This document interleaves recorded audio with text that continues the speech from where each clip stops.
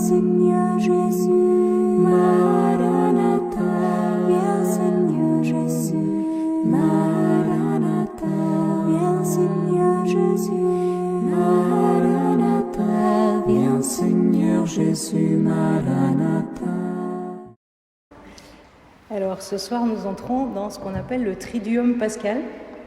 Triduum Pascal, ça vient de tri comme 3 jours. Ce soir jusqu'à dimanche soir, on va entrer dans 3 jours qui sont comme un peu, qui ont une unité. C'est un peu comme si on allait entrer ce soir dans la messe, ça va, vous avez l'habitude. Mais ce soir, la messe, elle ne va pas finir. En quelque sorte, continue demain et puis jusqu'à samedi, dimanche. Voilà, on entre dans une seule liturgie. Alors évidemment, rassurez-vous, on va rentrer se coucher et revenir demain. Mais, vous voyez, ce soir, on va rentrer dans la messe du jeudi saint avec une grande procession avec tous les ministres de la paroisse, tous les prêtres, les servants, etc. C'est la fête vraiment de l'unité de notre paroisse, tous ensemble dans un même lieu. Et puis, ce qui est particulier, c'est qu'à la fin de la messe, on ne va pas être renvoyé. Le prêtre ne va pas dire « allez dans la paix du Christ » comme d'habitude, parce qu'en fait, ça ne finit pas. On va aller au reposoir, on va prier avec Jésus une partie de la nuit, voilà, et puis chacun rentrera chez soi, et puis demain, il y aura la suite. Voilà. Et puis ça va continuer comme ça pendant 3 jours. Est-ce que vous êtes prêts à entrer dans une messe qui va durer 3 jours ? Il y en a qui se disent qu'ils se sont fait avoir. Voilà. Alors c'est magnifique parce que le Seigneur, en ces 3 jours, il va nous retourner. On va passer avec lui de la mort à la vie. C'est quand même assez enthousiasmant. On va être, si on se laisse prendre par la liturgie, par tous les rites qu'on va célébrer, on va être retournés nous aussi.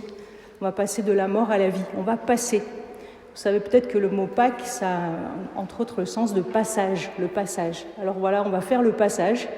Enfin, on s'est préparé pendant 40 jours, on va enfin faire le passage de la mort à la vie. Voilà, on va demander au Seigneur de nous transformer. Voilà, toutes nos morts, tout ce qui est bloqué chez nous, on va lui demander de nous faire sortir avec lui victorieux. Alors ce soir, la messe, elle commence avec une antienne qu'on n'entendra peut-être pas, mais elle est quand même dans la liturgie, et que je vous la lis, comme ça vous l'aurez, vous pourrez la méditer. Donc c'est les mots qui ouvrent la messe de ce soir, et donc tout le Triduum Pascal. Donc ça nous donne la direction. Que notre seule fierté soit la croix de notre Seigneur Jésus-Christ. En lui, nous avons le salut, la vie et la résurrection. Par lui, nous sommes sauvés et délivrés. Voilà la bonne nouvelle et voilà le programme. Que notre seule fierté soit la croix de notre Seigneur Jésus-Christ. En lui, nous avons le salut, la vie et la résurrection. Par lui, nous sommes sauvés et délivrés. Alors justement, on va faire le passage. Et alors en préparant, je me suis dit, mais au fait, le passage, Jésus, il a dit, je suis la porte. Vous savez où il est ? Dans Jean 10, chapitre 10 de l'évangile de Saint Jean, Jésus dit, je suis la porte. Alors je suis allée voir, parce que pour faire le passage, il faut passer la porte. Et Jésus dit, je suis la porte. Si quelqu'un entre par moi, il sera sauvé. Il entrera et sortira et trouvera un pâturage. Voilà, alors c'est un peu le programme de ces 3 jours. On va entrer ce soir. Et puis, dans la nuit de samedi à dimanche, on va sortir et trouver un pâturage. Vous vous rappellerez de ça. Dans la nuit de samedi à dimanche, on va arriver au ciel en quelque sorte. Voilà, Jésus va nous entraîner avec lui. Et dans le même chapitre de Jean 10, il dit qu'il est venu pour nous donner la vie en abondance. Donc on va lui demander de nous emmener avec lui vers la vie éternelle, de nous donner la vie dès maintenant dans notre vie aujourd'hui. On va laisser derrière nous tout ce qui est mort, tout ce qui est coincé, tout ce qui est les impasses, et puis on va passer la porte. Vous allez voir qu'on va passer la porte concrètement et qu'on va marcher concrètement. Ce n'est pas juste des mots. La liturgie va nous faire ce chemin, ce passage, si nous nous laissons prendre, si nous jouons le jeu. Alors comment ? En entrant avec tout notre être dans ce qu'on a à vivre dans ces jours.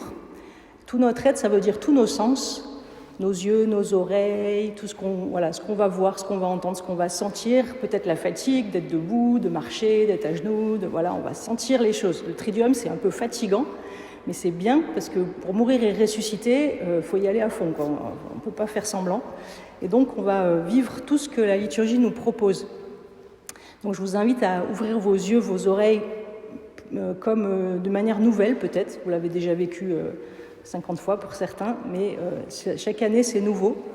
Et le Seigneur a un projet cette année en particulier pour chacun de nous. Donc, on va lui demander la grâce d'accueillir ce Triduum pascal comme le premier et le dernier peut-être, voilà, de manière tout à fait nouvelle. Voilà, alors pour ces 3 jours, moi je vous propose, si jamais vous voulez, de le vivre un peu comme une retraite. Donc si vous voulez et que vous avez du temps, pour ceux qui ont du temps, vous pouvez lire en parallèle peut-être l'évangile de Saint Jean, à partir du chapitre 13 qu'on commence ce soir, le lavement des pieds, puis jusqu'à la Passion.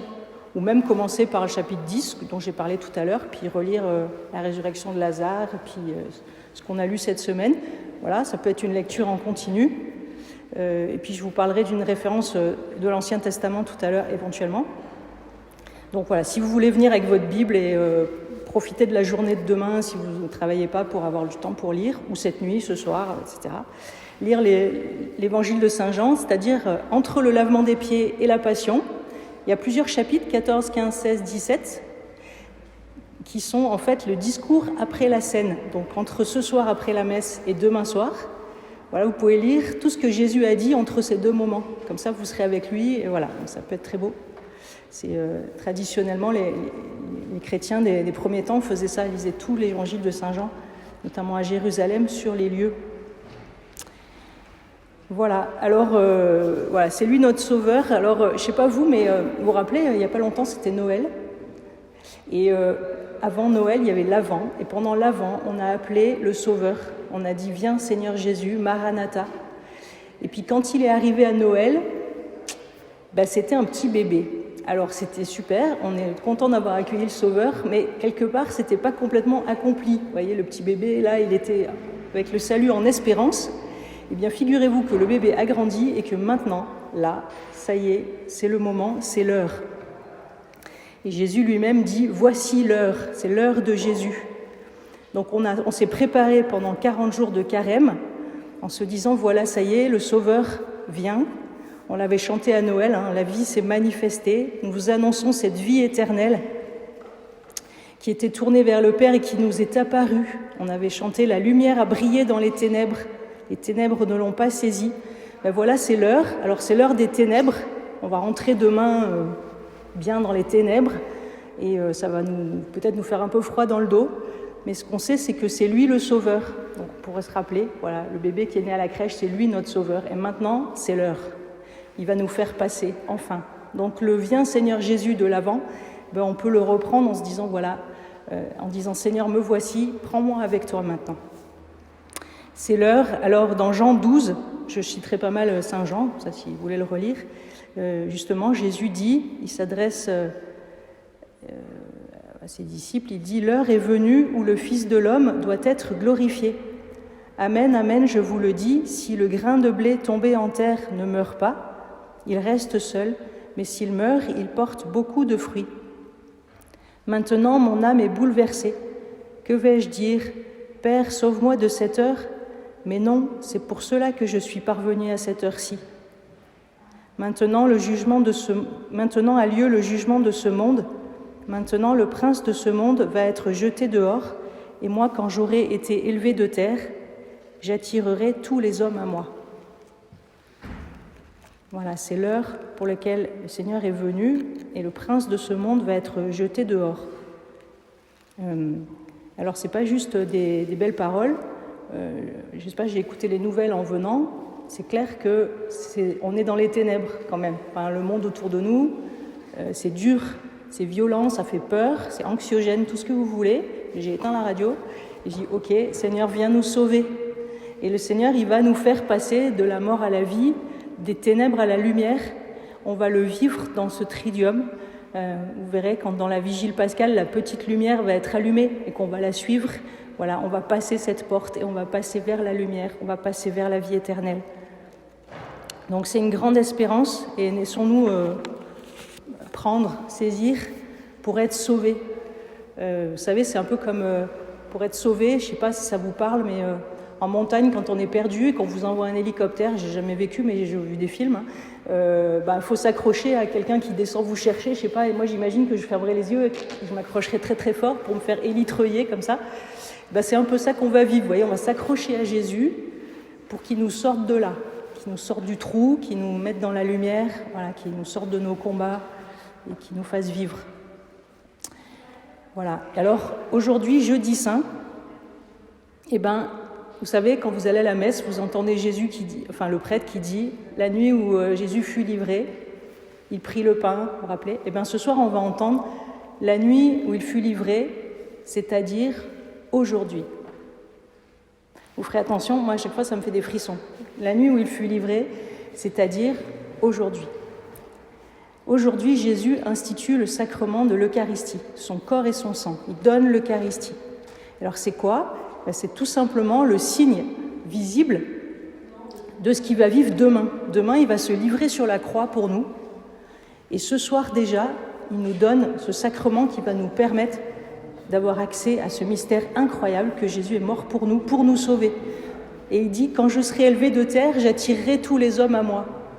D'où l'hélicoptère. Et j'attirerai tous les hommes à moi.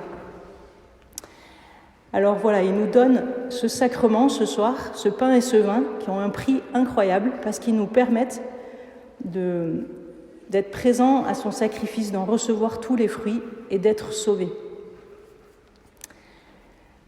Voilà. C'est pour ça que cette parole, que je répète, qui ouvre notre célébration ce soir, que notre seule fierté soit la croix de notre Seigneur Jésus-Christ.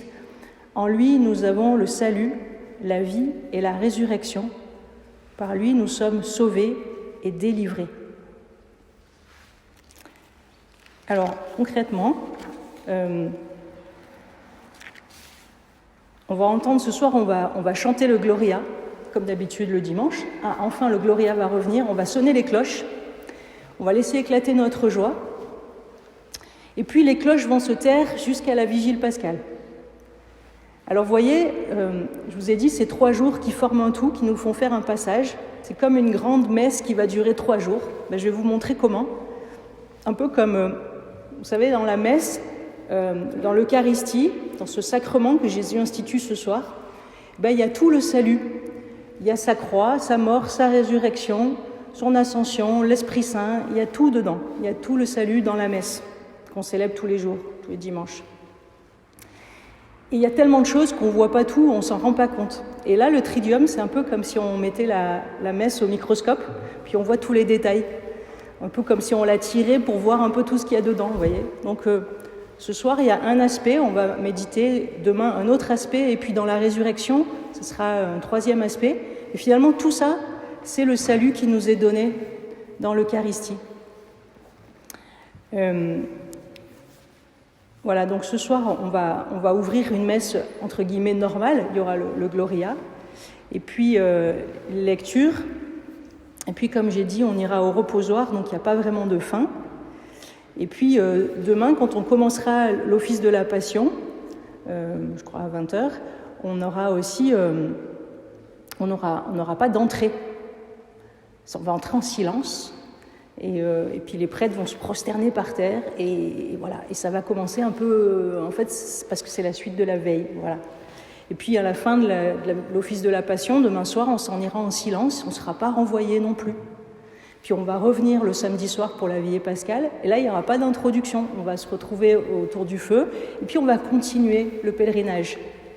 Alors on va beaucoup marcher, préparez-vous.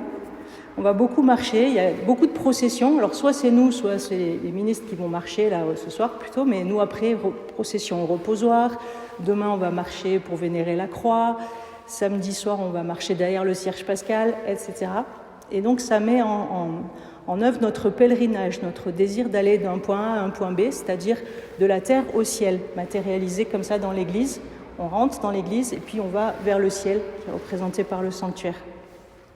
Donc on va beaucoup marcher, on va prier avec tout notre corps. Et puis par exemple le vendredi, on va avoir une grande prière universelle, très développée. c'est la prière universelle, un peu de l'année, extraordinaire, qui va être au cœur de cette grande messe, vous voyez.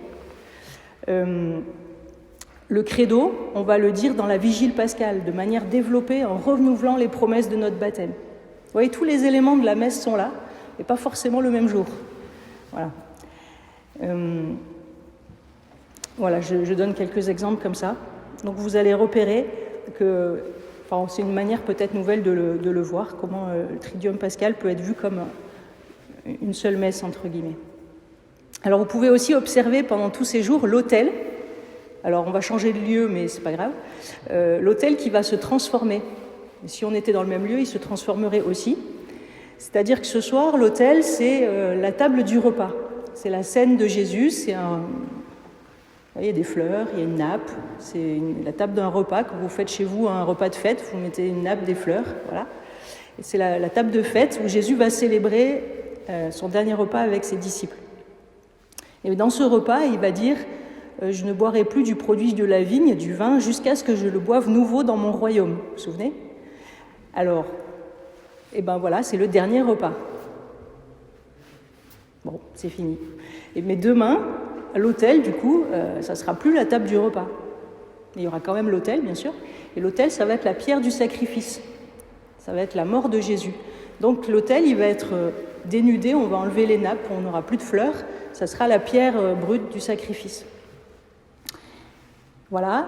Et puis, après une journée de silence, samedi soir, on va de nouveau décorer, mais alors là, beaucoup plus, parce que samedi soir. Alors, c'est plus le repas de fête de ce soir, puisque c'est fini, c'était le dernier. Quand c'est le dernier, c'est le dernier. Donc, ça va être le repas dans le ciel, les noces de l'agneau, le repas des noces de l'agneau qu'on attend quand on dit nous attendons ta venue.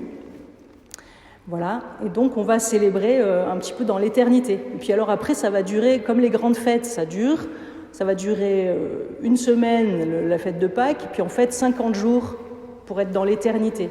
Voilà, c'est le symbole de l'éternité. 49 jours plus 1, l'éternité. Bon, voilà. Alors, je ne parle pas de tout ça, mais sachez qu'à partir de samedi soir, on entre dans le temps pascal. Et là, c'est comme un seul jour de fête qui dure 50 jours jusqu'à la Pentecôte.